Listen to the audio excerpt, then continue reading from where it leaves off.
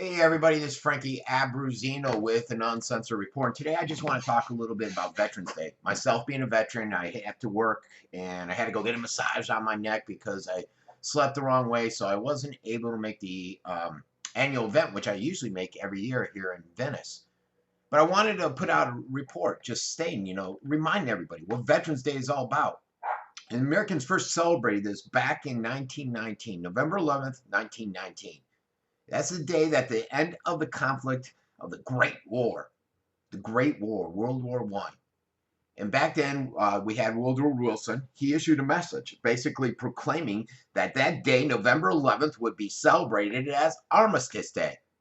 And this was essentially to show gratitude for the many soldiers, many veterans that went out there and fought for the victory. On that day, all businesses were supposed to suspend. I think it was for like 10 minutes or 2 minutes starting at 11 a.m., parades and all that stuff, just to remember everything that was given in World War I. But over the years, the practice of celebrating Armistice Days has expanded, obviously. And Congress followed suit in 1938. They came in and said, look, let's declare November 11th the holiday. In 1954, after World War II and the Korean War, Vietnam, those two wars, Vietnam wasn't yet, they expand the number of people who had fought overseas. So Congress said, hey, let's rename it. Let's make it Veterans Day instead of Armistice Days. And then Dwight Eisenhower said, that's a great idea, President. He came in and expanded it. And he said, this should be something that we pay homage to all veterans of the wars out there. Myself, I was in 89 and 93, the Persian War, when Bush Sr. first went into Iraq. I was a petty officer in the Navy back then.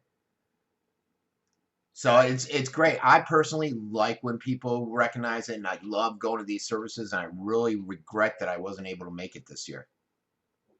But if you look at this stuff, the Veteran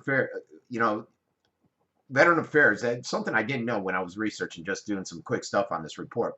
They came out and said, you know how there's an apostrophe after the N before the S on Veterans Day?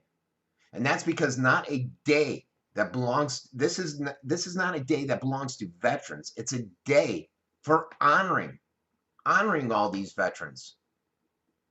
And it's a little different than Memorial Day. And I always get upset on Memorial Day when people come out and say, hey, Frank, happy Memorial Day. Thank you for service. No, it's not about me. That's about my comrades, my brother in arms that gave the ultimate sacrifice.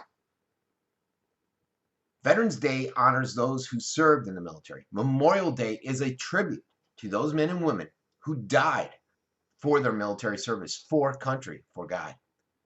Roughly 18.5 million Americans are veterans out there, serving this country every day. The price of service in the U.S. military is high. More than 1.1 million American service members have died in wartime. That's a lot of people. Civil War was the deadliest. They had something between 500 and 750,000 that died. World War II is the second deadliest, with about 405,000 that died. Nearly 4 million veterans today have service-connected disabilities. Limbs missing, eyes can't see anymore, PTSD, a lot of issues. And don't get me started on the Veterans Administration and how they've been neglecting my brothers in arms. That's a whole other rant that I don't know if I've done it, but I need to do it. I hope Trump does something about that organization.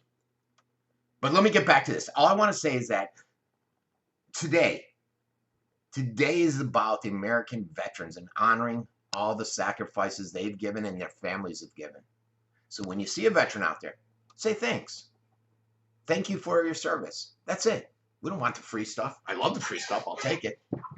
But just thank you for your service.